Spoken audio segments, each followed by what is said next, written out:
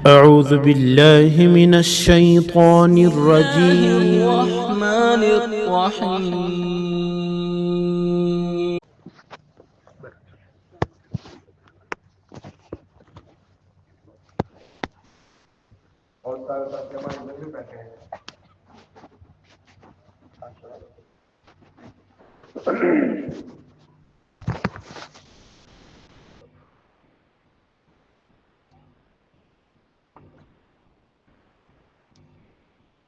یہاں آ کر اگر ہم یہاں کے اعمال میں مجلسوں میں شریک نہ ہوئے تو پھر یہاں آ کر بھی ہم محروم جائیں گے، ہے نا؟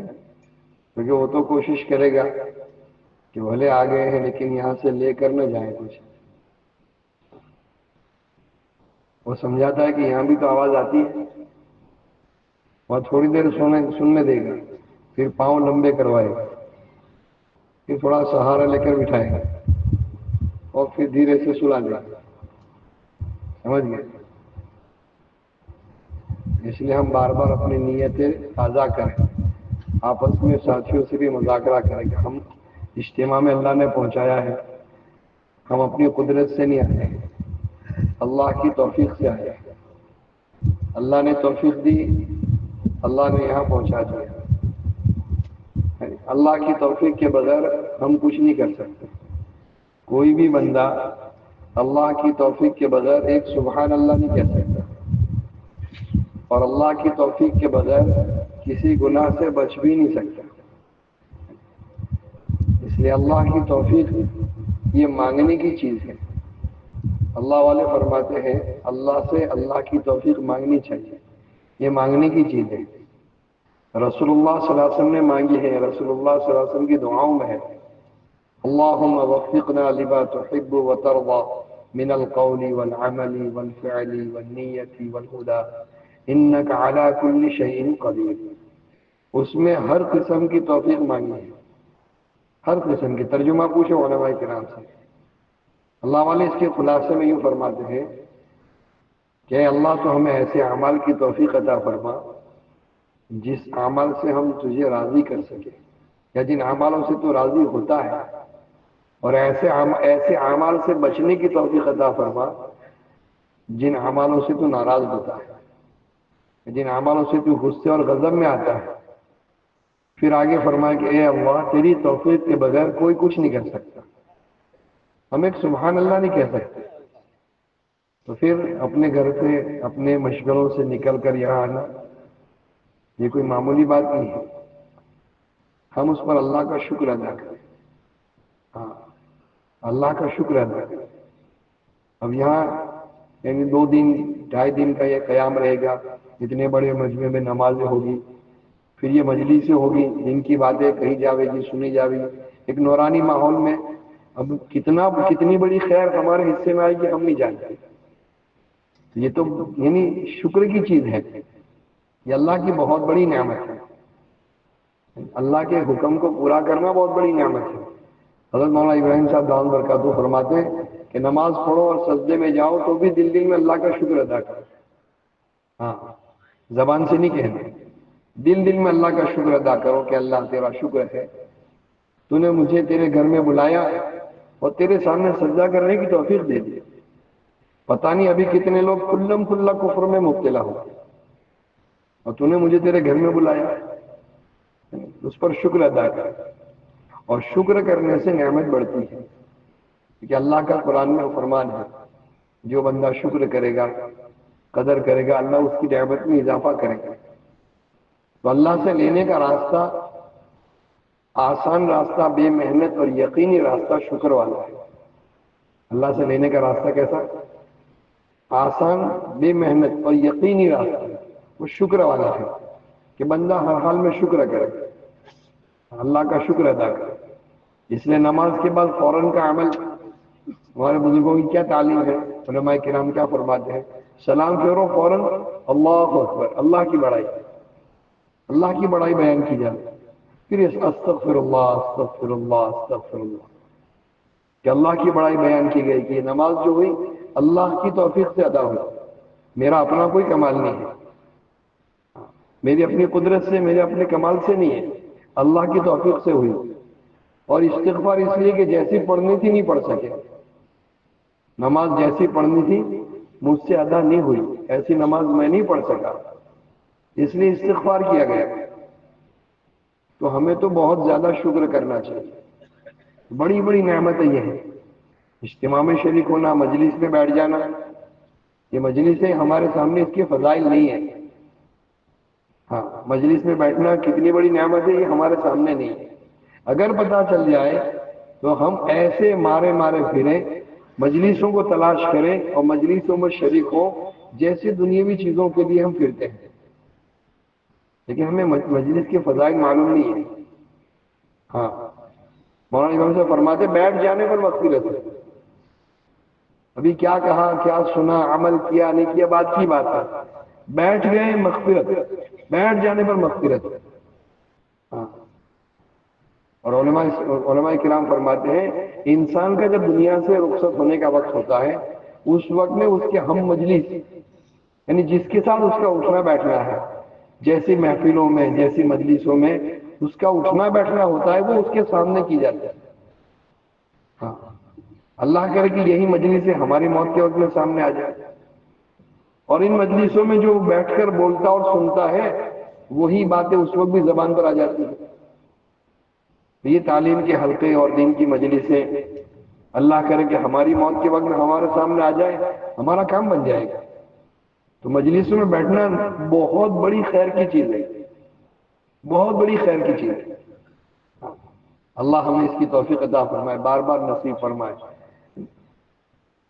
بھائی دوستو بزرگوں، یہ دین کا مذاکرہ جو ہے، دین کی باتیں ہیں، اس کا جو مذاکرہ ہے، فرمائے یہ ہماری کھیتی کی زبان میں اس کو نینامڑ کہتے ہیں۔ مولانا غلام صاحب رحمۃ اللہ علیہ اس کو فرماتے تھے، کھیتی ہوتی ہے نا، کھیتی جو کھیتی کرنے والے ہیں وہ جانتے ہیں، جو نہیں کرتے ان کو میں عرض کر دوں، مولانا نے جو بتائی بات کہ فصل اگتی ہے نا، فصل جو بیج بویا ہے پھر فصل اگتی ہے، اس کے ساتھ میں آس پاس میں دوسرا کچرا بھی ہے، دوسری گھاس پھوس بھی اگتی ہے، اگر اس کی صفائی نہ کریں تو یہ فصل کو کھا جاتی ہے۔ بعض اوقات تو فصل سے بڑی وہ گھاس ہو جاتی ہے، فصل نظر نہیں آتی۔ ہاں، تو وہ آس پاس کے کچرے کو صاف کرایا جاتا ہے، مزدور بٹھا کر، بڑی قیمت دے کر، بڑی مزدوری دے کر۔ ابھی کھیتی والوں کو پوچھو تو بڑی مزدوری یہی ہے، نینامڑ اس کو گجراتی میں کہتے ہیں کھیتی کی زبان میں، کہ وہ نینامڑ کروایا جاتا ہے تاکہ فصل طول پکڑے، کچرا صاف ہوتا رہے اور فصل طول پکڑے۔ ایسے ہی فرمایا کہ یہ ہماری دین کی مجلسیں جو ہے اور مذاکرہ جو ہے وہ نینامڑ کا کام کرتی ہے۔ ہاں، بعض اوقات غفلت کی وجہ سے یا مشغلوں میں، اسباب میں لگنے کی وجہ سے دلوں میں بھی کچرا پیدا ہو جاتا ہے۔ ہاں، تو یہ مجلسیں اس کو صفائی، اس کی صفائی کا کام کرتی ہے، اور صفائی کا کام کرتی ہے۔ یہ بڑی نعمت ہے اللہ کی۔ اور بھائی دوستو بزرگوں، اصل جو غرض ہے ہماری یہ ساری اجتماعات اور ساری مجلسیں، پھر اللہ کے راستے میں نکلنا، یہ ساری تشکیلیں، غرض یہی ہے کہ ہم دیندار بن جائیں۔ اس لیے کہ جب سے اللہ نے دنیا کو بنایا ہے اور دنیا کو چلایا ہے، تب سے لے کر آج تک اور آج سے لے کر قیامت تک اللہ کا ایک ہی ضابطہ اور ایک ہی قانون ہے کہ جس کی زندگی میں دین ہوگا وہ تو کامیاب ہوگا، اور جس کی زندگی میں دین نہیں ہوگا وہ ناکام ہوگا۔ پھر دنیا کا کوئی حال اسے کامیاب نہیں کر سکتا۔ یہ بالکل سیدھا سیدھا صاف بات ہے، سیدھا سیدھا حساب ہے۔ دین ہے تو کامیابی ہے، اور دین نہیں ہے تو ناکامی ہے۔ دین ہے تو دنیا بھلی بن جاوے گی اور آخرت میں ہمیشہ کے لیے کامیابی ہوگی، اور اگر دین نہیں ہوا تو فرمایا کہ دنیا بھی یعنی تنگ ہو جائے گی، دنیا بھی تنگ ہو جائے گی اور آخرت میں ناکامی کا منہ دیکھنا پڑے گا۔ ہاں، بالکل سیدھا حساب ہے، اور یہ اللہ کا ضابطہ اور قانون ہر زمانے میں یہی رہا ہے اور قیامت تک یہی رہے گا، اس میں کوئی بدلاؤ نہیں آئے گا۔ اللہ کا قانون بدلنے کے لیے نہیں ہوتا ہے، اللہ کی سنت بدلتی نہیں ہے۔ قرآن پاک میں اللہ نے فرمایا ہے کہ اللہ کی سنت بدلتی نہیں ہے، ایک ہی ضابطہ، ایک ہی قانون، ایک ہی سنت ہے کہ دین ہے تو کامیابی ہے۔ اور ہر زمانے میں اللہ پاک نے اپنے محبوب چہیتے بندوں کو بھیج کر انسانوں کی رہبری کروائی، ہر زمانے میں۔ جب سے دنیا بنی تب سے لے کر رسول اللہ صلی اللہ علیہ وسلم کا زمانہ 1.25 لاکھ نبی کم و بیش اللہ نے دنیا میں بھیجے، اور ہر نبی نے آ کر اپنی قوم کی رہبری کی ہے. ہاں، اپنی قوم کی رہبری کی ہے. ہر نبی نے آ کر اپنی قوم کو سمجھایا ہے، یہ لوگوں اللہ کو مانو اور اللہ کی بات مانو. ہر نبی کی دعوت رہی ہے اللہ کو مانو اور اللہ کی بات مانو، مجھے اللہ کا نبی مانو، اور مجھے جو طریقہ دے کر اللہ نے بھیجا ہے تمہاری طرف اس طریقے پر اپنی زندگی کو گزارنا. دنیا کی زندگی اصل زندگی نہیں ہے، اصل زندگی مرنے کے بعد کی آخرت کی. یہ 3 باتیں ہر نبی کی دعوت میں رہی. اللہ کو مانو، اللہ کو ایک مانو، اکیلا مانو، کرتا دھرتا مانو. ہاں، اللہ کو ایک مانو، اکیلا مانو اور کرتا دھرتا مانو، اور اللہ کی بات مانو. اس لیے کلمے میں لا الہ الا اللہ ہر نبی کا کلمہ رہا، لا الہ الا اللہ. بعد کا کلمہ بدلتا رہا، نبوت کے حساب سے، رسالت کے بدلنے سے وہ بعد کا کلمہ بدلتا رہا، باقی پہلا کلمہ رہا لا الہ الا اللہ. اللہ کو مانو اور اللہ کی بات مانو. اللہ کو مانو ایسا جیسا اس کو ماننے کا حق ہے، جیسا وہ اپنی ذات میں، اپنی صفات میں ہے، جیسا ہے ایسا ماننا. اللہ کو ایسا ماننا جیسا وہ ہے. ہم ہر زمانے میں لوگوں نے اللہ کو مانا، لیکن اپنے اپنی طور پر. کفار مکہ بھی رسول اللہ صلی اللہ علیہ وسلم کے زمانے میں وہ بھی اللہ کو مانتے تھے، لیکن اپنی اپنی سمجھ اور اپنے اپنے طور پر مانتے تھے. ہاں، اللہ کو مانتے تھے لیکن اپنی اپنی سمجھ سے. جہالت عام تھی، سفر کرتے تو آٹے کا بت بنا لیتے، اللہ کو بھی مانتے اور اس بت کو بھی مانتے. راستے میں توشہ ختم ہو جاتا اسی آٹے میں سے پھر روٹی بھی بنا لیتے. کھجوریں اس زمانے میں زیادہ پکتی تو کھجوروں کا بت بنا لیتے. کھانا ختم ہو جاتا اسی بت کو توڑ کے کھجوریں کھا بھی لیتے. راستہ چلتے کوئی اچھا پتھر نظر آئے تو اس کو بھی ساتھ لے لیا. اللہ کو بھی مانتے ساتھ میں اس کو بھی مانتے، اس کی پرستش کرتے. کوئی اچھا پتھر نظر آئے تو پہلے والے کو پھینکا دوسرا لے لیا. اللہ کو تو مانتے تھے لیکن اپنی اپنی سمجھ سے.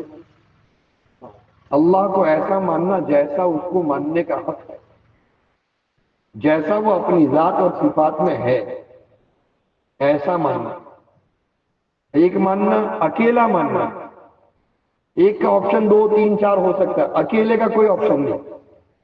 ہاں، ایک ہے، اکیلا ہے اور کرتا دھرتا ہے، وہی کرتا ہے، اس کے علاوہ کوئی کچھ نہیں کرتا. ہاں، اور اس اللہ کی بات ماننا. اس لیے بھائی دوستو بزرگوں، اللہ کو مان لیا لیکن اللہ کی بات ماننے میں ہم آگے پیچھے ہوتے ہیں. کفار مکہ بھی اللہ کو مانتے تھے، اللہ کی نہیں مانتے تھے. ہاں، اللہ کی نہیں مانتے، اللہ کو مانتے تھے، اللہ کی نہیں مانتے. ہاں، اس لیے اللہ کو ماننا بھی اور اللہ کی ماننا ہے. لا الہ میں 2 باتیں، اللہ کو مانو، اللہ کی مانو. اور بعد کا کلمہ محمد رسول اللہ. ہر زمانے میں نبی علیہ السلام نے دعوت دی اپنے نبی ہونے کی کہ مجھے اللہ کا نبی مانو اور میری بات مانو. مجھے جو طریقہ دے کر اللہ نے بھیجا ہے اس طریقے پر چلو. رسول اللہ صلی اللہ علیہ وسلم نے بھی یہی دعوت دی ہے کہ اللہ کو مانو، اللہ کی بات مانو، مجھے اللہ کا نبی مانو، اور جو طریقہ اللہ نے مجھے دے کر بھیجا ہے اس طریقے پر چلو، اس کو مانو. نبی کو مانو، نبی کی بات مانو. 2 ہی باتیں ہیں، اللہ کو مانو، اللہ کی بات مانو. نبی علیہ الصلوۃ والسلام کو مانو اور نبی علیہ الصلوۃ والسلام کی بات مانو. ہاں، ہم دوسری بات میں مار کھاتے ہیں. اللہ کو تو مانتے ہیں لیکن اللہ کی نہیں مانتے. نبی علیہ السلام کو مانتے ہیں، نبی علیہ السلام کی نہیں مانتے. اور کفار مکہ کا یہی حال تھا. نبی علیہ السلام کو نبی تو مانتے تھے، نبی علیہ السلام کی بات نہیں مانی. ہاں، نبی علیہ السلام کو نبی مانتے تھے لیکن نبی علیہ السلام کی بات نہیں مانتے.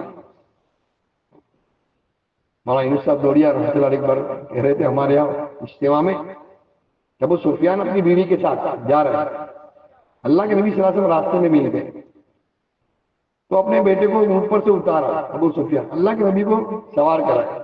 اللہ کے نبی دعوت دیتے رہے، بات کرتے رہے. پھر ایک مقام پر آ کر اللہ کے نبی اتر گئے، پھر اپنے بیٹے کو بٹھا دیا. تو ان کی بیوی غالباً ہندا ہے، وہ کہہ رہے کہ اس محمد کی وجہ سے میرے بیٹے کو سواری سے اتارا صلی اللہ علیہ وسلم، اس محمد کی وجہ سے میرے بیٹے کو سواری سے اتارا اور اس کو سوار کیا۔ ابو سفیان نے کہا تجھے پتا بھی یہ اللہ کے نبی ہے، ابھی ایمان نہیں لائے تھے لیکن یہ بات مانتا، نبی علیہ السلام کو نبی مانتے، نبی علیہ السلام کی نہیں مانتے۔ ہاں ابو جہل کے سامنے کہا یہ اللہ کے نبی ہے، تو ابو جہل کے کہا تجھے شک ہے؟ ہاں وہ کہہ رہا ہے، وہ سامنے سے کہ اللہ کے نبی ہے، تو وہ کیا تجھے شک ہے؟ لیکن نبی علیہ السلام کی بات نہیں تھی، بات یہاں اٹکتی۔ اس لیے اللہ کو ماننا ایسا ماننا جیسا اس کو ماننے کا حق ہے، جیسا وہ اپنی ذات میں اپنی صفات میں ہے۔ اس لیے بھائی دوستو ساری محنت جتنے اعمال ہیں دعوت کے، وہ اپنے ایمان کو بنانے کی محنت، اپنے ایمان کو بنانے کی، اللہ کو ماننے کی، اللہ کو پہچاننے کی محنت، ایمان کو بنانے کی محنت۔ ایمان اللہ کی پہچان کا نام ہے، اور جو کلمہ ہم پڑھتے ہیں اللہ نے ہمیں کلمہ نصیب فرمایا ہے، وہ کلمہ اللہ کی پہچان کراتا ہے۔ لا الہ، کوئی کچھ نہیں کرتا، کسی سے کچھ نہیں ہوتا، الا اللہ، مگر ایک اکیلے اللہ ہی سے سب کچھ ہوتا ہے۔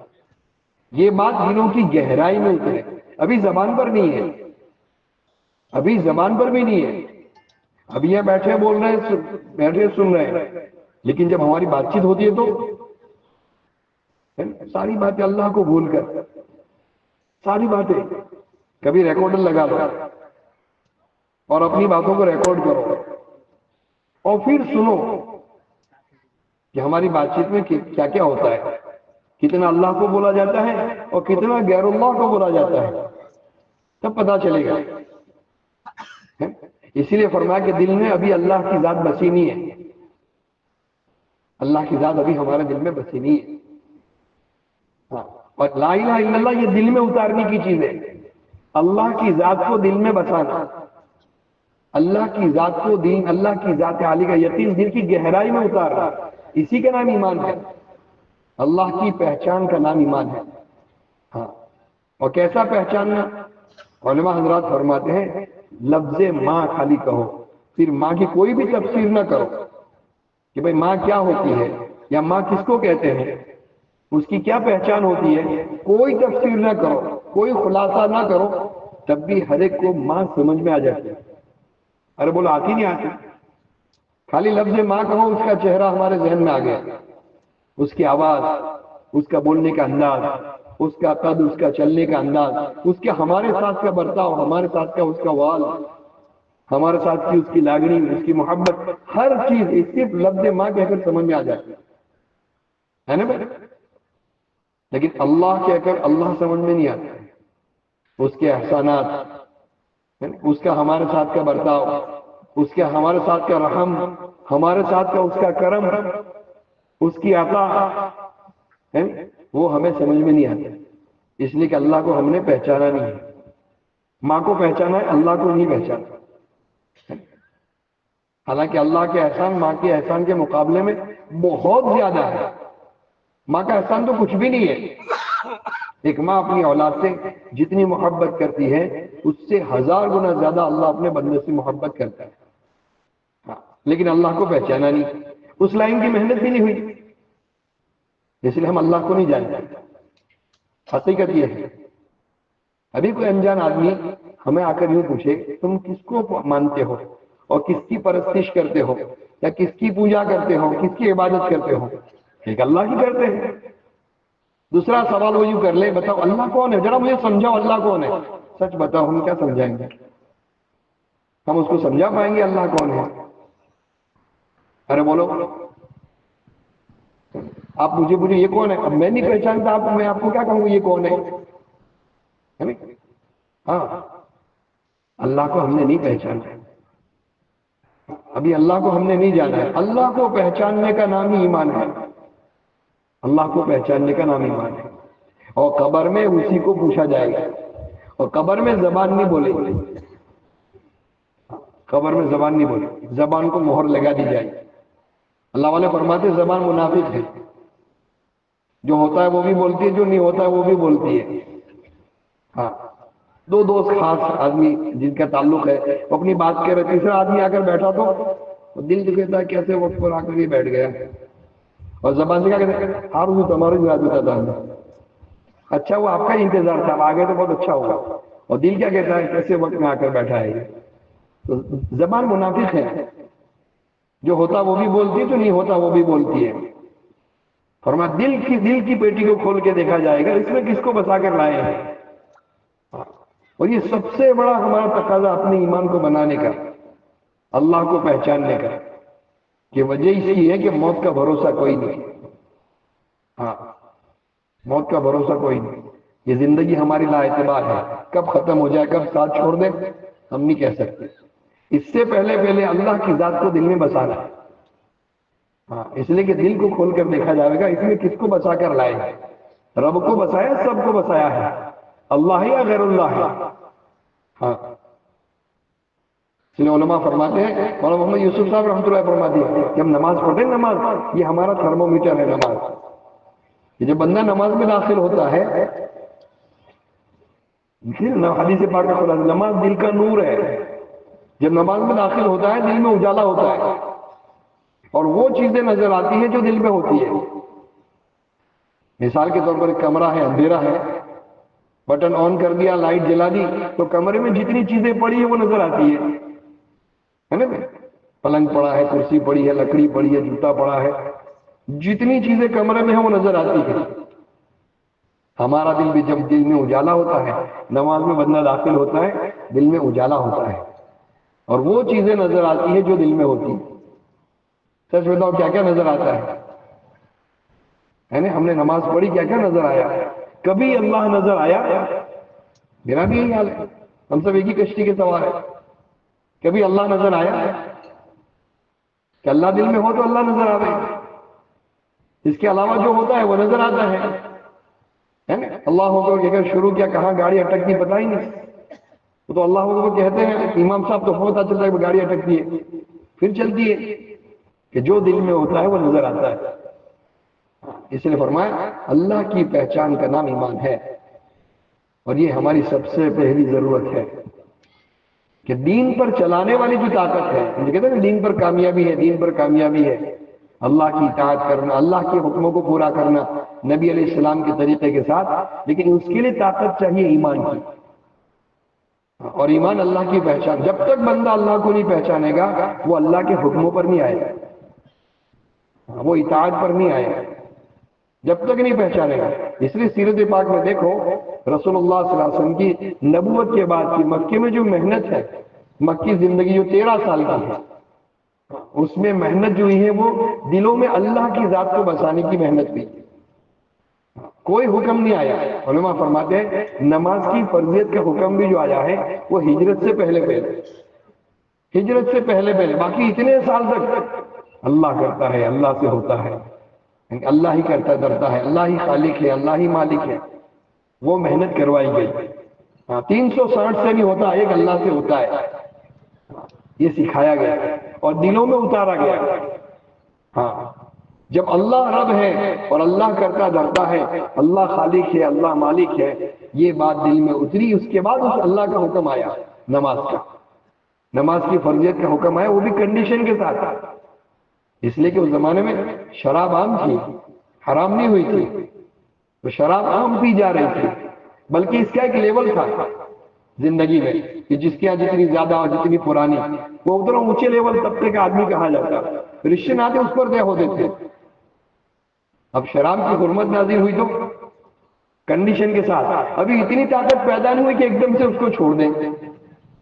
تو اللہ نے اس کی کنڈیشن کے ساتھ حکم اتارا. شراب کی، یعنی شراب اگر پی ہوئی ہے اس کی حالت میں نماز کے قریب مت جاؤ. ہاں، نماز کے قریب بھی مت جاؤ. جب شراب کی حالت میں نماز کے قریب بھی مت جاؤ. پھر فرضیت آ گئی کہ اب سے شراب حرام ہے.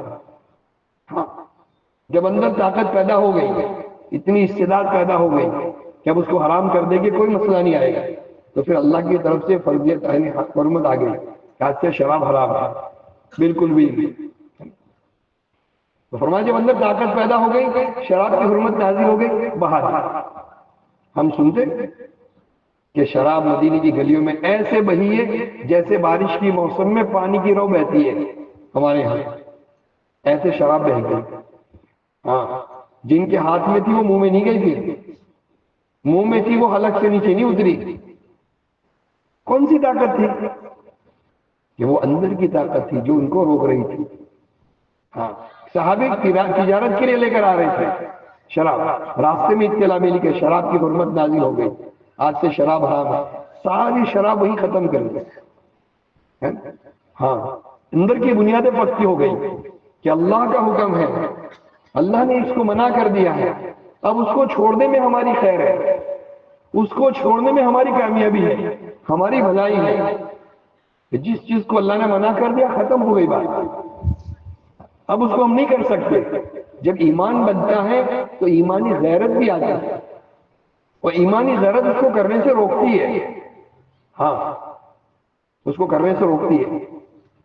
ہمارے اندر کی طاقت ابھی کمزور ہے تو ہم جس چیز کو منع کر دیں اس میں سے بھی ہیلے ڈھونڈتے ہیں۔ سر دیکھو نا، کوئی گنجائش نکلتی ہے، جتنا انویسٹ کیا اتنا تو نکال لے، باقی کا پروفٹ چھوڑ دیں گے۔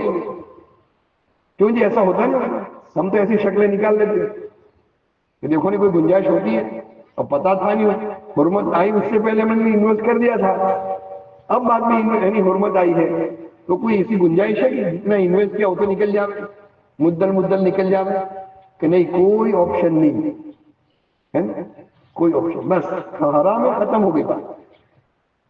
مولانا یہ سب نے سنا ہے، حضرت عباس رضی اللہ تعالیٰ حضور پاک صلی اللہ علیہ وسلم کے چچا ہے، اور اس زمانے ان کا جو کاروبار تھا وہ سودی، اس وقت میں سود حرام نہیں ہوا تھا، اور ان کا کاروبار سودی بڑے پیمانے پر، دھیان کہتے ہیں نا، دھیان بیاجے پیسہ کا، اس طرح کا سودی کاروبار، اور بڑے پیمانے پر تھا۔ اب حرمت نازل ہو گئی، اس وقت میں حضرت عباس موجود نہیں تھے، اور یہاں آیت نازل ہوئی، آج سے سود حرام ہے، لینا دینا، درمیانی کچھ بھی سب حرام۔ اللہ کے نبی صلی اللہ علیہ وسلم نے اسی مجلس میں اعلان کر دیا کہ میرے چچا کا جس پر بھی سود ہے میں نے سارا معاف کر دیا۔ چچا موجود نہیں ہے، ایک یہودی اس بات کو سن رہا تھا۔ حضرت عباس سفر سے آ رہے تھے، راستے میں وہ یہودی مل گیا اور کہا کہ اے عباس، تمہیں تو تمہارے بھتیجے نے برباد کر دیا، صلی اللہ علیہ وسلم، تمہیں تو تمہارے بھتیجے نے برباد کر دیا۔ پوچھا کیا ہوا؟ کہ سود کی حرمت نازل ہوئی قرآن میں، اور تمہارے بھتیجے نے سارا سود معاف کر دیا، جس پر بھی تمہارا سود ہے سارا معاف کر دیا۔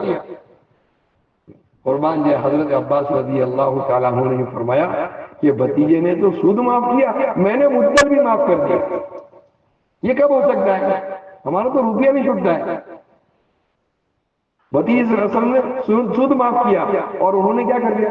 پوچھا بھی نہیں، یہ تو یہودی ہے، پتہ نہیں صحیح کہہ رہا ہے غلط کہہ رہا ہے، پوچھ تو لے، تحقیق تو کر لے کہ یہ جو کہہ رہا ہے وہ بات صحیح بھی ہے نہیں۔ یہ کہا کہ جب ایمان بنتا ہے تو ایمانی غیرت بھی آتی ہے، وہ برداشت نہیں ہوتا کہ اللہ کے حکم کے خلاف کوئی بات میں کر لوں، نبی علیہ السلام کے طریقے کے خلاف میں کوئی عمل کروں، اپنی ذات کو چھوڑو، دوسرا کوئی کرے وہ بھی برداشت نہیں ہوتا، وہ بھی برداشت، ایمانی غیرت اس کو کہتے ہیں۔ پھر مولانا نے فرمایا کہ حضرت عباس رضی اللہ عنہ کے ایک روایت میں کہ 11 یا 13 بیٹے ہیں، دو بہت مشہور نام ہیں، عبداللہ ابن عباس اور فضل ابن عباس۔ انہوں نے تو پورا کاروبار داؤ پر لگا دیا، سارا زیرو پر آ گیا، مدل اور سود سارا معاف کر دیا، تو وہ تو زیرو پر آ گئے، کاروبار ہی سارا زیرو پر آ گیا۔ تو مولانا فرماتے ہیں ان کے 9-10 بیٹے، 11 یا 13 بیٹے ہیں، اس میں دو نام مشہور ہیں، عبداللہ ابن عباس بہت بڑے عالم گزرے ہیں۔ حضرت عمر رضی اللہ تعالیٰ عنہ اپنے زمانے میں ان کو علماء کی ممتاز صف میں جگہ دیتے تھے، حبر العلم اور بحر العلم، یہ ان کے القاب ہے، لقب ہے ان کو ملے، علم کا دریا۔ تو دوسرے بھائی فضل ابن عباس، بعد میں جب حضرت عباس کا انتقال ہو گیا، اس کے بعد میں فضل ابن عباس کے یہاں اور عبداللہ ابن عباس دونوں کے گھر پاس پاس میں، عبداللہ ابن عباس چونکہ بہت بڑے عالم تھے تو ان کے پاس مسئلہ پوچھنے کے لیے لوگ آتے تھے، مسئلہ پوچھنے کے لیے۔ بھائی زکوٰۃ کا مسئلہ ہے، وراثت کا مسئلہ ہے، طلاق کا مسئلہ، یہ مسائل پوچھنے کے لیے لوگ آتے تھے. اور مولانا فرماتے وہ اکا دکا آدمی نہیں ہوتا مسائل پوچھنے والا، بلکہ ان کے گھر کے دروازے پر اعلان کرنے والا اعلان کرتا بھائی وراثت کا مسئلہ پوچھنے والے آ جاؤ، تو پوری جماعت اٹھ کر آتی تھی. بھائی زکوٰۃ کا مسئلہ پوچھنے والے آ جاؤ، تو پھر پوری جماعت اٹھ کر آتی تھی. یعنی مسئلہ پوچھنے والی جماعتوں کی جماعتیں ہوتی تھی، اکا دکا نہیں آدمی ہوتا تھا. ان کے گھر کے پیچھے جو گھر تھا وہ ان کے بھائی فضل ابن عباس کا گھر تھا رضی اللہ عنہ، تو وہاں بھی ایک آدمی اعلان کرتا تھا. وہ آدمی یوں اعلان کرتا تھا کہ بھائی عبداللہ کے یہاں سے مسئلہ پوچھو اور فضل ابن عباس کے یہاں سے کھانا کھاؤ. بھائی عبداللہ کے یہاں سے مسئلہ پوچھو اور بھائی فضل کے یہاں سے کھانا کھاؤ. تو مسئلہ پوچھنے والے جماعتوں کی جماعتیں تو کھانا کھانے والی کی جماعتیں تھی. حالانکہ والد صاحب نے تو کام زیرو پر کر دیا تھا، والد صاحب نے تو سارا معاملہ زیرو پر کر دیا تھا. اور حضرت شیخ نے فضائل صدقات میں واقعہ بھی لکھا ہے، ایک آدمی نے ابن عباس کو پریشان کرنے کے لیے، ذلیل کرنے کی نیت سے پوری بستی میں آواز لگا دی کہ کل 10 بجے حضرت ابن عباس کی آپ کی دعوت ہے. جب کھانے کا وقت ہوا تو بہت سارا مجمع آ گیا. پوچھا بھائی کیا ہوا، یہ سارے کیوں جمع ہو گئے، ایسی بات ہوئی ہے. اچھا کوئی بات نہیں، آئے ہیں تو بٹھا ہوا. یہ دوسرا واقعہ بھی ہے. اور کیا کہا، پھلوں کے ٹوکرے منگائے اور سب کو مشغول کر دیا، اس میں شغل کرو، ٹائم پاس کرو. اور باورچی کو حکم دیا کہ کھانا تیار کر، ابھی آئے ہیں کھانا تیار کرو ان کے لیے. ابھی تو پھلوں سے فارغ بھی نہیں ہو گئے، کھانا تیار ہو گیا. اندازہ لگاؤ کتنے پھل منگائے ہوں گے، ارے کتنے پھل منگائے ہوں گے کہ پھل ابھی ختم نہیں، پہلے کھانا تیار ہو گیا. اب کھانے سے فارغ ہوئے تو اپنے خزانچوں سے پوچھا کیا اتنی گنجائش ہے یہ سلسلہ ہم روزانہ چالو رکھیں. آج تو آ گئے ہیں، دوسروں نے پریشان کرنے کے لیے ان کو جمع کر دیا ہے. کوئی بات نہیں، ہمیں منظور ہے. کیا اس کی گنجائش ہے اس سلسلہ دعوت کا ہم روزانہ چلائیں؟ خزانچوں نے کہا کہ ہاں حضرت ہے. کا مجمع سے کہہ دیا کہ تمہارے روز کی دعوت رہے گی. ہاں تو یہ ایمان بن چکا تھا کہ اللہ کا حکم پورا کریں گے، ہماری اس میں کامیابی ہی کامیابی ہے. اللہ کا حکم پورا کر کے ناکام ہو ہی نہیں سکتا. ہاں کہ سود معاف ہے تو ختم بات، اب گنجائش ہی نہیں ہے اس کی. ہاں اس کی گنجائش ہی نہیں ہے. اور ہمارے اندر کی بنیادیں کمزور ہیں، ابھی ہم نے اللہ کو پہچانا نہیں، اس کے حکم کو پہچانا نہیں. تو کیا کہتے ہیں، نادانی میں بہت سے کہتے ہیں اگر تھوڑی سی علماء چھوٹ چھاٹ دے دے نا، ابھی یعنی لون کے بارے میں تھوڑا سا، ابھی جو ہم کو تھوڑا سا فلیکسیبل، کیا یعنی الگ الگ لفظوں میں اس کو سجا کر بولتے ہیں، تھوڑا سا فلیکسیبل کر دیں نا اس حکم میں، تو دیکھو ہم بھی لائن لگا دیں، گاڑیوں کی لائن لگا دیں اور مارکیٹوں میں ہم بھی ڈنکا بجا دیں. ہاں یہ اندر کی کمزوری کی بنیادیں ہیں جو یہ بولتی ہے. اس لیے بھائی دوستو بزرگوں، اللہ کی پہچان بہت ضروری ہے. اللہ کی پہچان ہی کا نام ایمان ہے. ورنہ صحابہ اس سے پہلے ان کی زندگیاں دیکھ لیں ہم، لیکن جب ایمان بن گیا تو یہ بات منظور نہیں تھی. ہاں یہ بات بالکل گوارا نہیں تھی کہ اللہ کے حکم کے خلاف کوئی عمل ہو، یا اللہ کے نبی صلی اللہ علیہ وسلم کے طریقے کے خلاف ہمارا کوئی عمل ہو. اسی لیے بھائی دوستو بزرگوں، سب سے بڑی ضرورت ہمارے اپنے ایمان کو بنانے کی ہے. جب تک ایمان بنے گا نہیں، اللہ کے حکم پر چلنا بہت مشکل ہے. اللہ کے حکم پر آنا، سچ پر آنا، جھوٹ سے بچنا. بلکہ اللہ معاف فرماوے، ہمارے مارکیٹ میں ہمارے مسلمان یوں کہتا ہے کہ یہاں سچ نہیں چلتا، باقی سچ کے سوا سب چلتا ہے. ایک لوئر کے پاس میں خود گیا، کام تھا، NOC لینی تھی سورت میں، وہ مسلمان ہے، میں تو اس حلیے میں تھا، پھر بھی کیا کہہ رہے بھائی یہاں سچ نہیں چلتا، بھائی سچ کے سوا سب چلتا ہے. اللہ اکبر. اور جھوٹ حرام ہے، مذاق میں بھی حرام ہے. جھوٹ حرام ہے، مذاق میں بولو تو بھی حرام ہے. اور کیا کہہ رہے ہیں، یہاں سچ نہیں چلتا، سچ کے سوا سب چلتا ہے. ہاں یہ ہمارے بول ہیں. یہ اندر کی کمزوری کی بنیاد پر ہے. ایمان میں کمزوری ہے، ضعف ہے. اتنی طاقت نہیں ہے جو ہمیں سچ پر کھڑا کرے، اتنی طاقت نہیں ہے جو ہمیں سچ پر کھڑا کرے، اتنی طاقت نہیں ہے جو سنت پر کھڑا کرے. سنت پر کھڑا کرے. ہم شک میں ہیں. ہم کس میں ابھی شک میں ہیں، شک میں ہے. سنت کے ساتھ چلیں گے تو سماج، سنت پر کریں گے تو سوسائٹی. دیکھ لو ہماری شادیاں، ہم سب کی بیٹے بیٹوں کی شادیاں دیکھ لو، سنت کتنی ہے اور رواج کتنے ہیں. یہ ہماری ایمان کی، جسے کہتے ہیں ایمان دل میں آئے گا لیکن عمل سے ظاہر ہوگا. ہماری آنکھ کا دیکھنا ہماری اندر کی بنیاد کو ظاہر کرتا ہے. ہماری آنکھ نیچی رکھتی ہے، یہ ایمان کی پاور کو ظاہر کر رہی ہے. ہماری زبان کا بول ہماری ایمان کی حقیقت کو ظاہر کر رہا ہے. ہاں، وہ صحابی بادشاہ نے قید کر لیا، کمرے میں بند کر دیا، لڑکی بھی ہے، گوشت بھی ہے، سور کا اور شراب بھی ہے. اور لڑکی سے کیا کہا؟ سارا کام کروا دے. وہ صحابی یوں بیٹھے ہیں، 3 دن ہو گئے، لڑکی سارے داؤ لگا رہی ہے اور وہ ایسے سر نیچے، یعنی اپنی نظر جو نیچے کی ہے وہ اوپر نہیں ہوئی 3 دن. وہ لڑکی جب باہر آئی تو بادشاہ سے کہہ رہی ہے کہ یہ کیا تھا، لکڑی تھا، یہ پتھر تھا یا لوہا تھا، یہ کیا تھا؟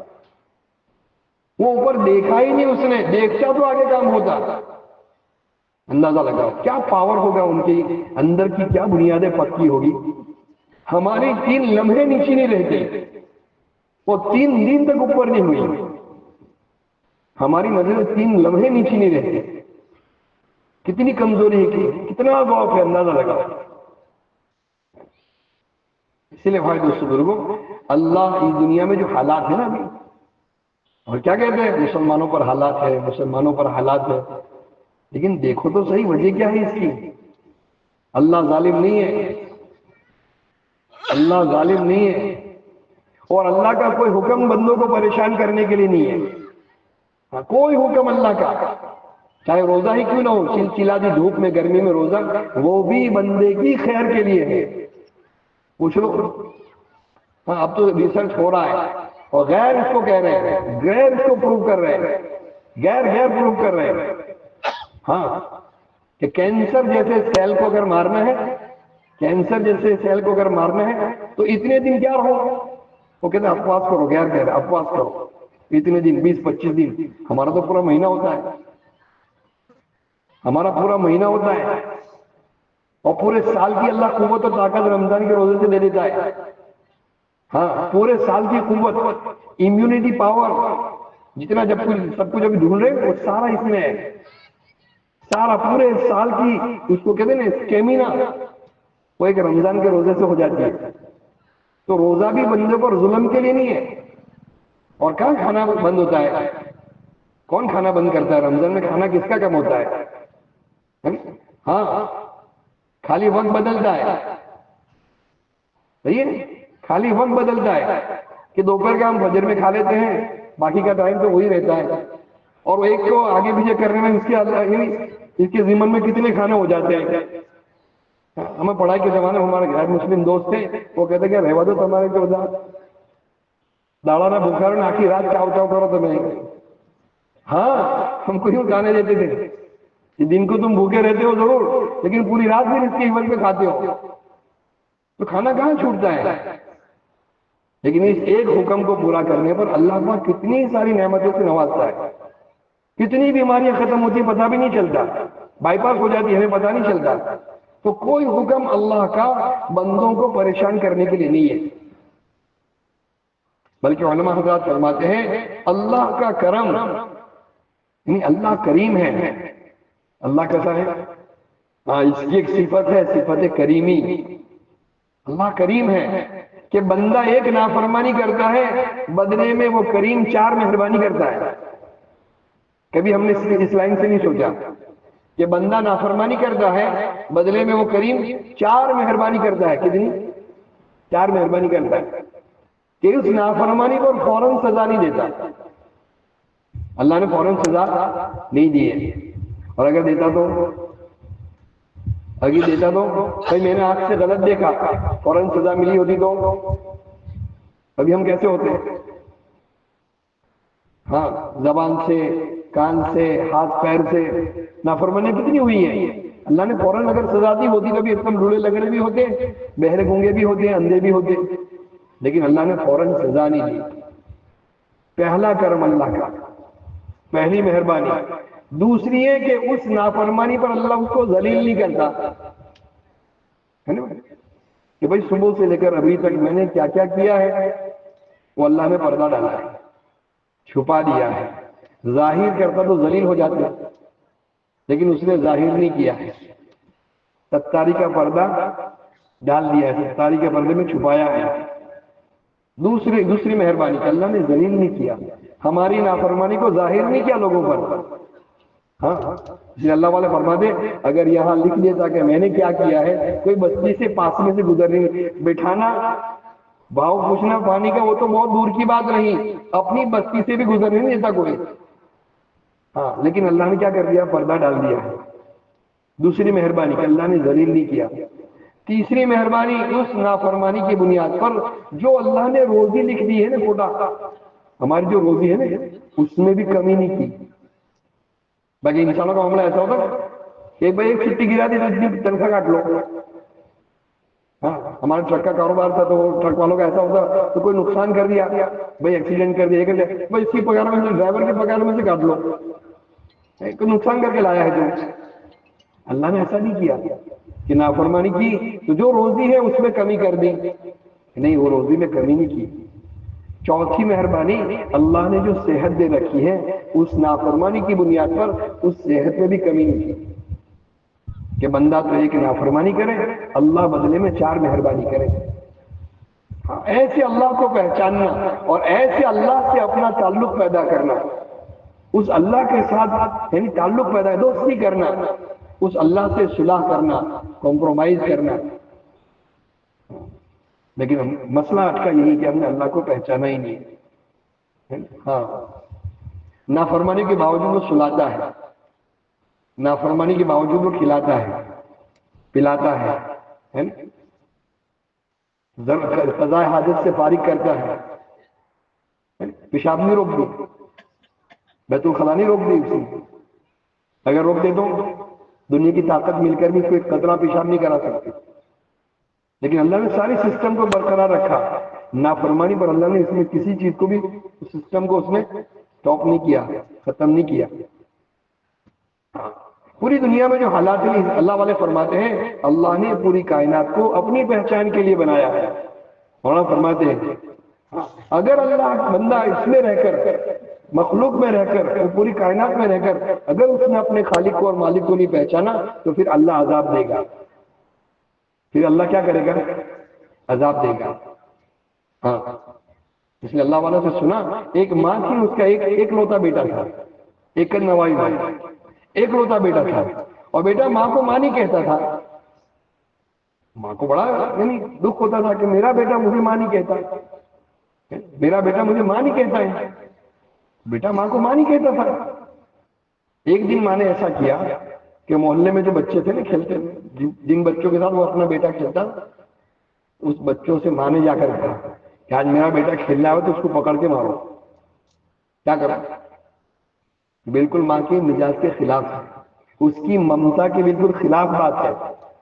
کوئی بھی ماں چاہے جانور ہی کیوں نہ ہو، اس کے بچے کو اگر کوئی چھیڑے، مرغی خالی اس کے بچوں خالی، ہاں تو مرغی کیا کرتی ہے، ہاں سامنے کھڑی ہو جائے، چاہے وہ کتا ہو چاہے کوئی بھی ہو، پنکھ پھیلا کر بالکل لڑنے کے موڈ میں آ جاتی ہے۔ پھر یہ تو ماں ہے، لیکن پھر بھی ماں نے کیا کہا کہ میرا بچہ جب کھیلنا ہے تمہارے پاس تو اس کو پکڑ کے مارو، میں اس کے بدلے میں تم کو چاکلیٹ دوں گی، اس کے بدلے میں کیا دوں گی، تمہیں چاکلیٹ دوں گی۔ وہ چیز تو ہنسنے والی لگتی ہے اور تھوڑی سی، لیکن ابھی جس حالات سے ہم گزر رہے ہیں اس کے ساتھ برابر فٹ ہوتی ہے، برابر فٹ ہوتی ہے۔ ہاں، حالانکہ ماں بالکل بچہ کتنا ہی نافرمان ہو، ہاں وہ اپنے ساتھ کی سارے بچے کے ساتھ معاملہ ہو تو برداشت کر لے گی، لیکن کوئی اس نافرمان بچے کو کوئی کہہ جائے تو اس کو برا بلا بھی کہے، نہیں نہیں میرا بیٹا ایسا نہیں ہے، حالانکہ اپنے ساتھ اس کا برتاؤ بیٹے کا کتنا ہی برا ہو، لیکن ماں اتنا بھی برداشت نہیں کرتی، اس کی ممتا ہے۔ ہاں، لیکن پھر بھی ماں کیا کہہ رہی ہے، میرا بچہ کھیلنا ہے تو کو مارو، اور مارو گے تو میں اس کے بدلے میں تمہیں چاکلیٹ دوں گی۔ بچہ جب کھیلنا ہے وہ پکڑ کے ان لوگوں نے اس کو پیٹنا شروع کیا۔ جب پیٹنا شروع کیا تو بچے کی زبان سے نکل گیا ماں ماں، ماں نے کہا بس چھوڑ دو، ہو گیا۔ ہاں، اس وقت میں جو موجودہ حالات ہے اس میں بھی یہی ہو رہا ہے۔ کہہ رہے نا سارے مسائل ہمارے لیے، سارے قانون ہمارے لیے، سارا سب کچھ ہمارے ساتھ، اور پھر ان کے ساتھ کیا ہو رہا ہے؟ یہ بدلے میں ان کو چاکلیٹ دی جا رہی ہے. یہی تو ہے. اللہ کے کیے بغیر کسی کے بس میں کچھ نہیں ہے. جو ہو رہا اللہ کے کرنے سے ہی ہوتا ہے. اللہ کی سسٹم ہے, اللہ کا قانون ہے. ایسا کرو گے تو ایسا ہوگا, ایسا کرو گے تو ایسا ہوگا. بندہ اللہ کو اللہ نہیں کہتا, اللہ کی طرف رجوع نہیں کرتا, بلکہ اللہ کے مقابلے پر آ رہا ہے. سب سے بڑا حکم اللہ کا ایمان کے بعد اگر کوئی ہے تو وہ نماز ہے. سب سے بڑا حکم, تو سب سے پہلا حکم وہ کیا ہے؟ نماز ہے. اللہ والے فرماتے ہیں سب سے زیادہ اللہ خوش اور راضی ہوتا ہے بندہ جب سجدے میں ہوتا ہے. سب سے زیادہ خوش ہوتا ہے, سب سے زیادہ راضی ہوتا ہے, اور سب سے زیادہ قریب ہوتا ہے بندہ جب بندہ سجدے میں ہوتا ہے. گویا اس کا قد, اس کا سر اللہ کے قدموں میں ہوتا ہے, اتنا قریب ہوتا ہے. اور سب سے زیادہ ناراض ہوتا ہے جب بندہ نماز چھوڑتا ہے. ہاں, جب بندہ نماز چھوڑتا ہے سب سے زیادہ ناراض ہوتا ہے اللہ. بلکہ اللہ والے فرماتے ہیں جتنے بڑے گناہ ہیں نا, کبیرہ گناہ, اس میں بھی سب سے بڑا گناہ نماز کا چھوڑنا ہے. کبیرہ گناہوں میں بھی بڑا گناہ نماز کا چھوڑنا ہے. اب تھوڑا سا سروے کر لو کتنے فیصد نمازی ہے, اندازہ لگا کتنے فیصد نمازی ہے. ایوریج کی بڑھ جائے گی, گھٹ جائے گی, ہے نا؟ پھر حالات کیوں نہیں آئیں گے؟ اس لیے بندہ اللہ کو اللہ نہیں کہتا, اللہ کی طرف رجوع نہیں کرتا. یہ ساری محنت اسی کی ہے, ہمارا تعلق اللہ سے جڑ جائے, ہم اللہ کو پہچان لیں, ہم اللہ کی مان کر زندگی گزارنے والے بن جائیں. جیسے شروع میں عرض کیا, دین اللہ کی مان کر زندگی گزارنے کا نام ہے.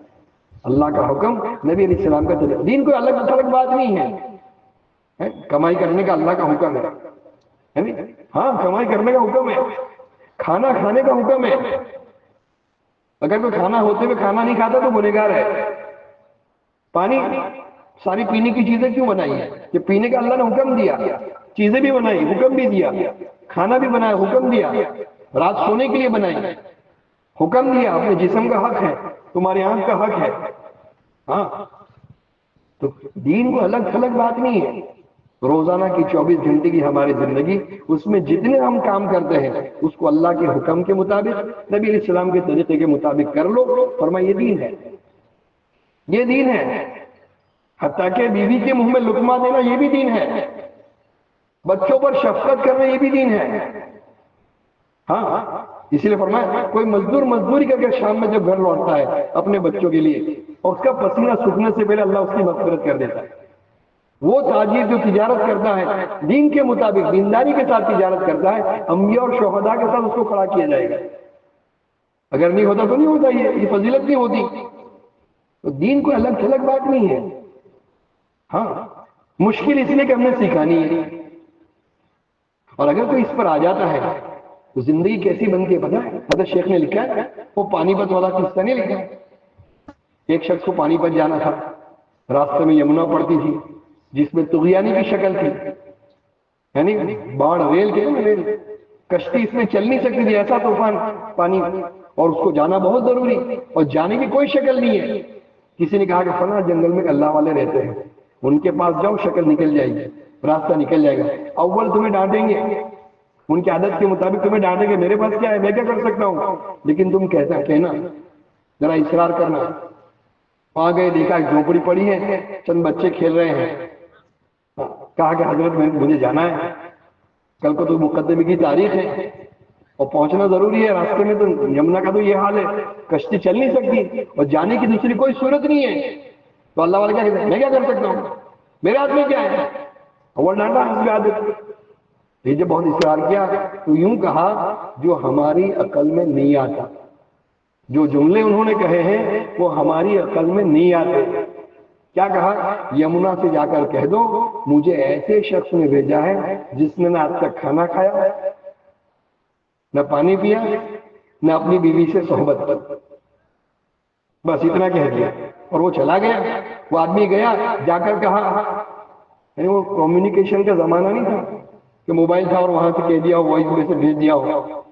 نہیں, وہ تو جنگل میں سے کہہ رہے ہیں اور یہ آ کر ندی پر پانی کو سنا رہا ہے. عقل میں آتی ہے بات, پانی سنتا ہے, پانی سنتا ہے. بولو رے بھائی, نہیں سنتا.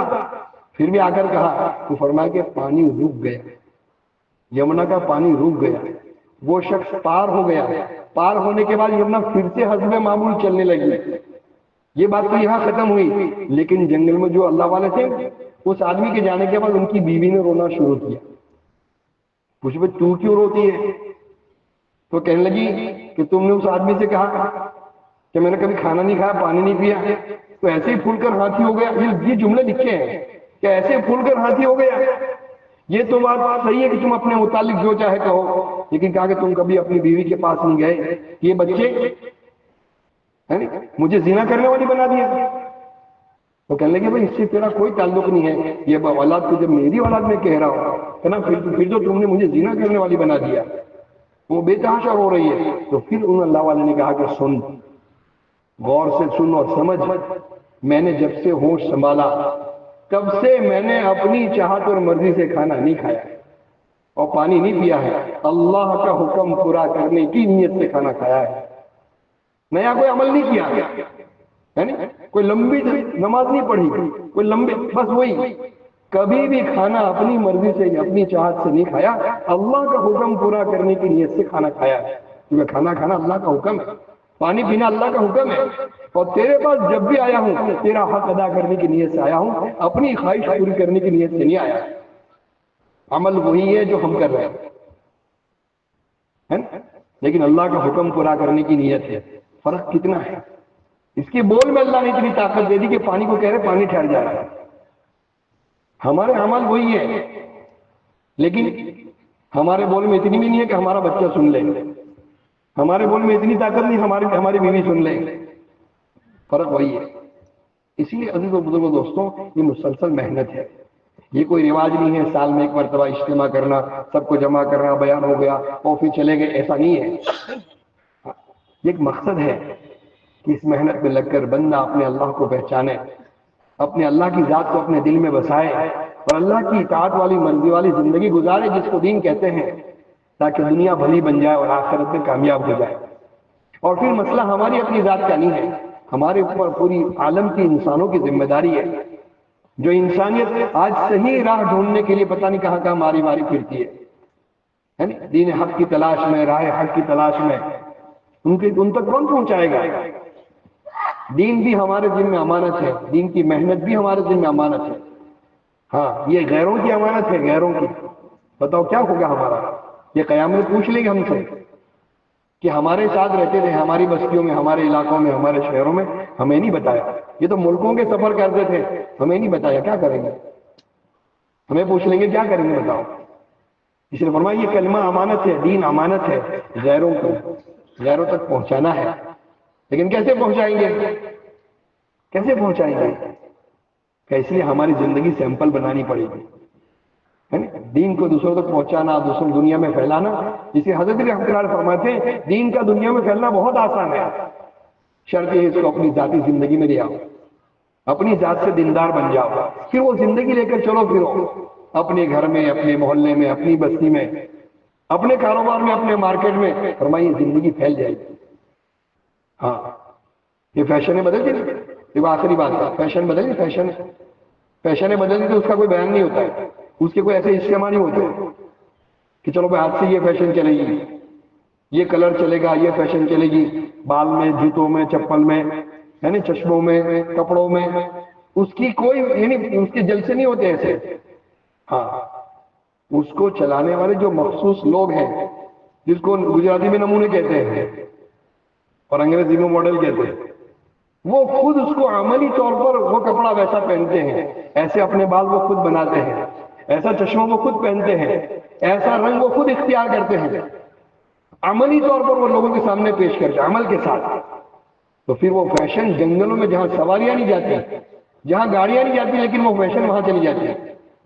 اللہ والے فرماتے کیا خیال ہے میرا آپ کا، اگر اوپر سے نیچے ہم سنت والے بن جائیں، اپنی زندگی عملی سنت والی بناوے، پھر وہ زندگی لے کر چلے پھرے حکم والی، اللہ کے حکم والی، نبی علیہ السلام کے طریقے والی، تو کیا خیال ہے یہ زندگی زندانی ہوگی؟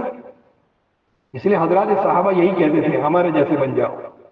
وہ زبان بھی نہیں جانتے تھے، ملکوں میں گئے، ہاں ملکوں میں گئے ہیں، ایک مرتبہ ایک جماعت پہنچی، دیکھا سمندر کے آگے وہی وہاں اس سے آگے بھی کوئی جگہ ہے، تو وہاں پہنچے، وہاں پہنچ کے ان کو اندازہ کہ اس کے آگے تو کوئی اب جگہ ہی نہیں ہے، کوئی دنیا ہی نہیں ہے۔ وہ سمجھتے تھے کہ یہاں آنے والے ہم پہلے ہیں، وہاں یہاں آنے والے ہم پہلے ہیں، وہ ایسا سمجھ رہے تھے۔ لیکن وہاں والے کہنے لگے کہ آپ سے پہلے بھی یہاں اونٹوں والے آئے ہیں، اشارے سے اونٹ کی شکل، زبان کو نہیں جانتے تھے کہ آپ سے پہلے یہاں اونٹ والے آئے ہیں، اونٹ والے۔ صحابہ وہاں تک پہنچے۔ مولانا ابراہیم صاحب فرماتے زبان نہیں جانتے تھے لیکن زندگیاں انہوں نے پیش کی، وہاں والوں کی زبانیں بدل دی۔ افریقہ کے بہت سارے ملکوں میں ہماری جماعتیں جاتی ہے تو ان کی زبانوں میں عربی ملتی ہے، گنتی تو ساری عربی نہیں ہوتی ہے۔ مولانا فرماتے ہیں ان کی زبانیں بدل دی انہوں نے، زندگیاں انہوں نے پیش کی۔ کونو مثلنا، ہمارے جیسے بن جاؤ، بیان نہیں کرتے، اپنی زندگی پیش کی۔ چائنا میں گئے، چائنا میں گئے، اور چائنا کہیں جس مارکیٹ میں چائنا انٹر ہوا ساری مارکیٹ ختم کر دیا۔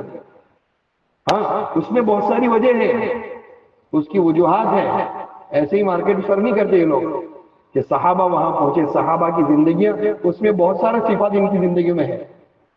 ہاں جلدی اٹھنا، رات میں جلدی سونا، بہت سارے صفات ہیں جو ہمارے ہیں، جو انہوں نے اختیار کی ہے اور دنیا سر کرتے جا رہے ہیں۔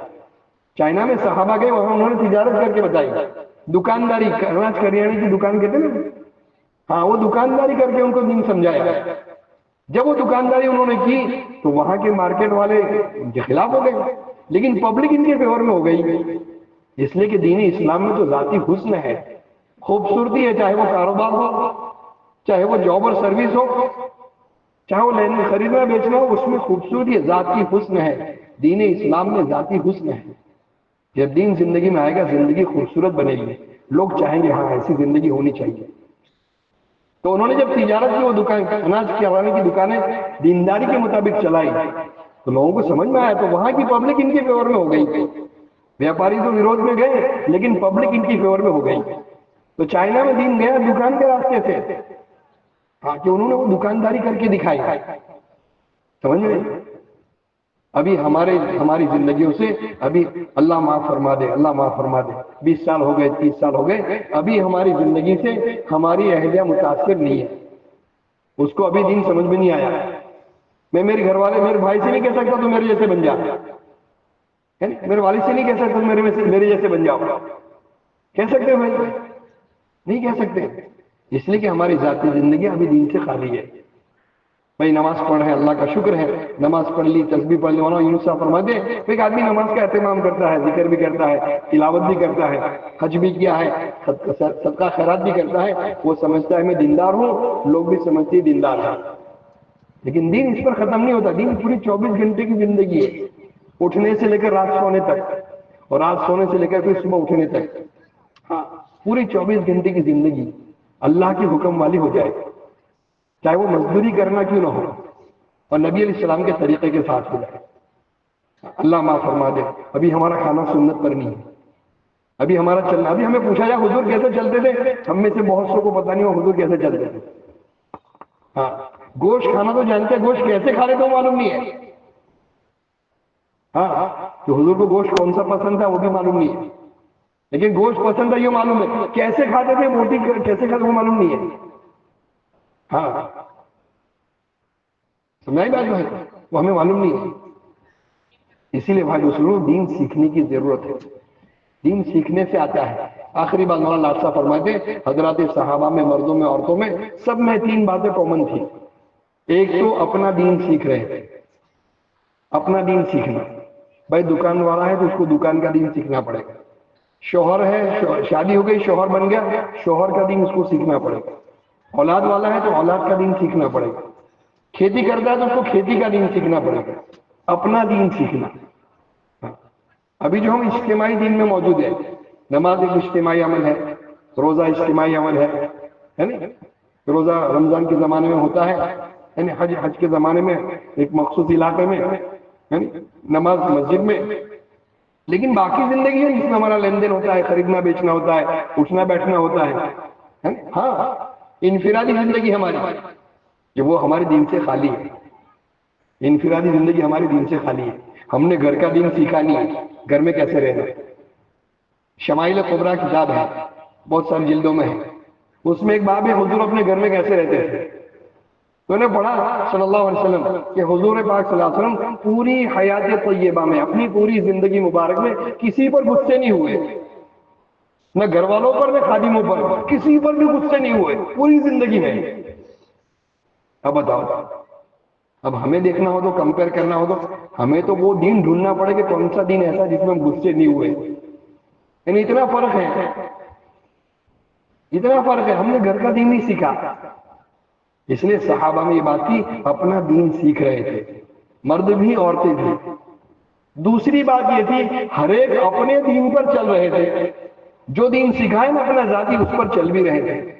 اور تیسری بات یہ دین دنیا میں پھیلے اس کی محنت میں بھی لگے ہوئے تھے، یہ ہمارا دین دنیا میں کیسے پھیلے. ہاں اسی لیے بھائی دوستوں ہمارے پر ذمہ داری ہے، دیندار بھی بننا ہے اور وہ دینداری والی زندگی لے کر پوری دنیا میں چلنا ہے تاکہ دین دنیا میں پھیلے، ایک ایک تک یہ دین پہنچے. ہاں ہم اسی لیے یہاں آئے ہیں، اللہ نے اسی لیے یہاں بلایا ہے، خالی بات سننے کے لیے کہنے کے لیے نہیں. ہاں اگر یہ نیت نہیں کی ہے تو نیت کر لیں. ہم تو اسی لیے آئے کہ ہم قبول ہو جائیں دین کے لیے، دین کی محنت کے لیے ہم قبول ہو جائیں. جان اور مال اللہ ہی کی ہے، اللہ کے راستے میں نکلنا اس کا مقصد یہ ہے کہ ہم غفلت سے، ہمیں جو ایک دھوکہ لگا ہے ہم کو اور امت کو کہ جان میری ہے مال میرا ہے. امت کیا دھوکے میں ہے؟ جان میری ہے مال میرا ہے. یہ تو اللہ کی امانت ہے. قرآن میں اللہ نے صاف اعلان کیا ہے ہم نے ایمان والوں کی جان مال کو جنت کی عوض میں خرید لیا ہے. ہم تو پہلے سے بکے ہوئے ہیں، یہ جان مال ہمارا ہے ہی نہیں. ہاں یہ نکل کر تو غلط فہمی سے نکلنا ہے. ہمارے ساتھی نے کہنے کہا یار تم تبلیغ والوں کو پتہ نہیں کہاں سے نیا نیا لیا تھے، 4 مہینے چلانے 3 دن میں. تو وہ بھی اس کے اوپر کا آدمی تھا. اس نے کہا کہ بھائی 4 مہینے چلنے کی بات نہیں ہے، سودا پوری زندگی کا ہے. تو 4 مہینے چلنے کی بات کرتا ہے، سودا تو پوری زندگی کا ہے، ایک دن بھی اپنا نہیں ہے. یہ 4 مہینے چلے لگوا کر یہ سودا یاد دلایا جا رہا ہے، یہ سودا ہمیں یاد آ جا رہا ہے. ہاں اس لیے 4 مہینے چلے جانا ہے. اس لیے بھائی دوستو ہم آئے ہیں، اب نیتیں بنا لیں. ہم بنا کر آئے ہیں، اللہ کا شکر ہے. نہیں نیتیں بنائی ہیں خالی کیوں آئے ہیں؟ نہیں نیت بنا لیں. ہم تو اسی لیے آئے ہیں، دنیا میں بھیجے ہی کیا اس لیے، ہمارا جان مال اسی لیے ہے. ہاں یعنی میری زندگی کا مقصد میرے دی کی سرفرازی، میں اسی لیے مسلمان، میں اسی لیے نماز.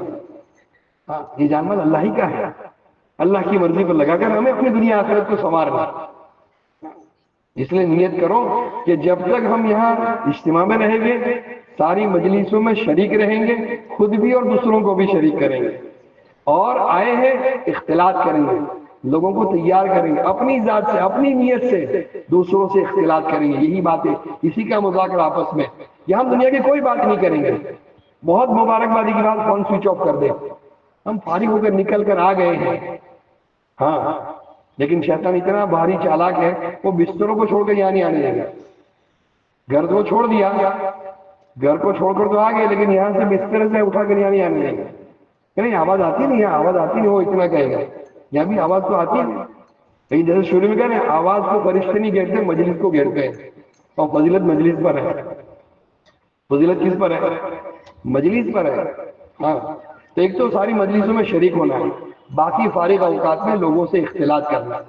اگر ہمارے کہنے سننے سے ایک بندہ بھی تیار ہو گیا، ایک بندہ بھی تیار ہو گیا تو ہمارے لیے یعنی بہت سستا سودا ہو جائے گا، نجات کا سبب بن جائے گا. ہاں نجات کا سبب بن جائے گا. ایک بات یاد آ گئی، اجازت دو تو کہہ دو.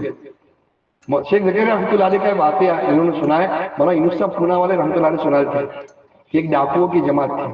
سنا ہوگا آپ حضرات نے بھی، اور اکثر وہ خطے وار جماعت کو سناتے تھے کہ ڈاکوؤں کی جماعت تھی، ڈاکہ ڈالنے کا کام کرتے تھے، لوٹ پھاٹ کرنے کا.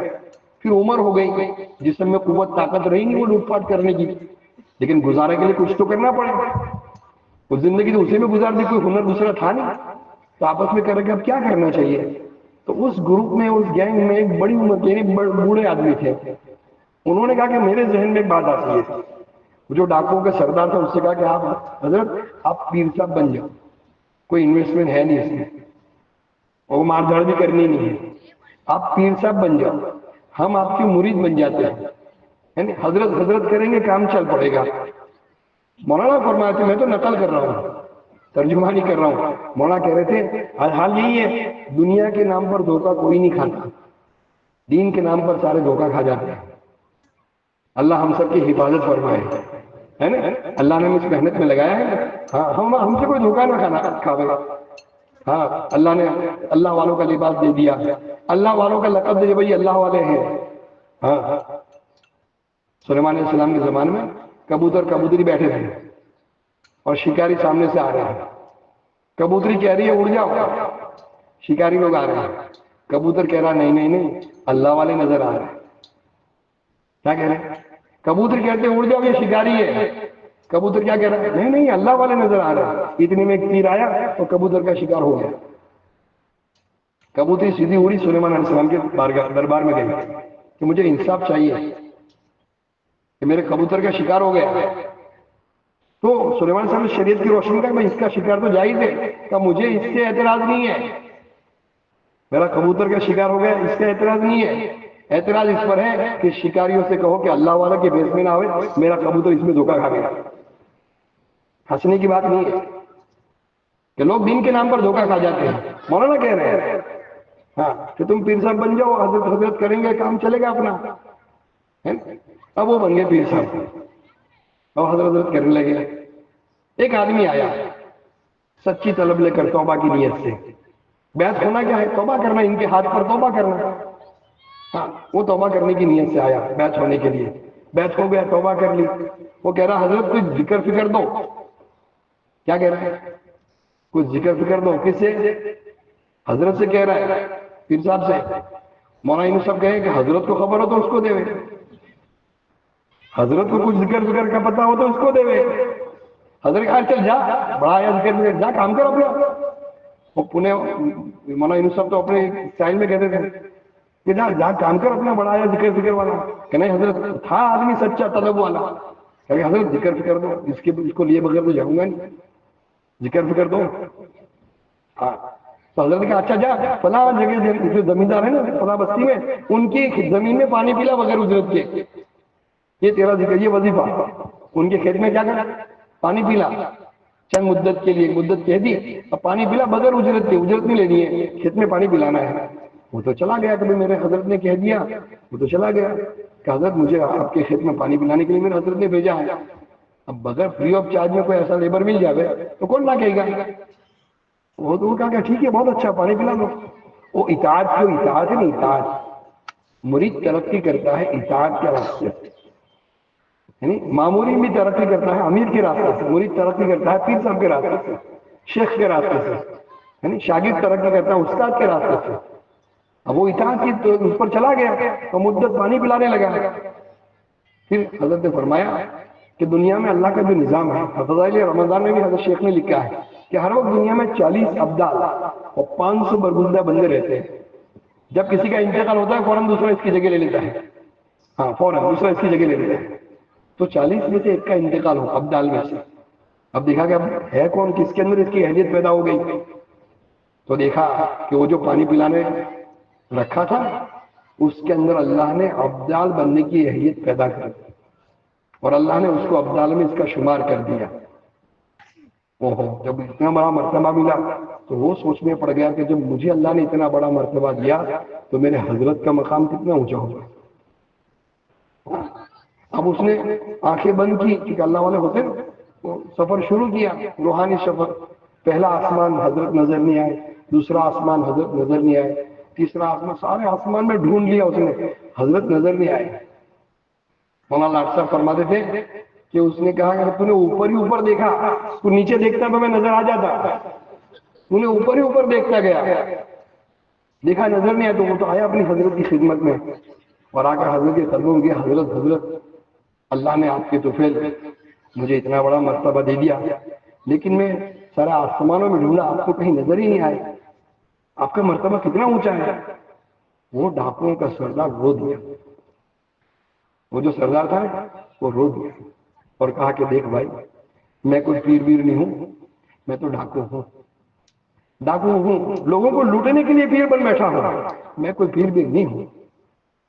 وہ جو ان کا مرید تھا وہ کہنے لگا نہیں حضرت ایسا نہیں ہو سکتا, اللہ آپ کو محروم نہیں کرے گا. اس نے تو چونکہ وہ تو اس کا مرتبہ پہنچ چکا تھا, ہاتھ اٹھا دیا اور اللہ سے کہہ دیا.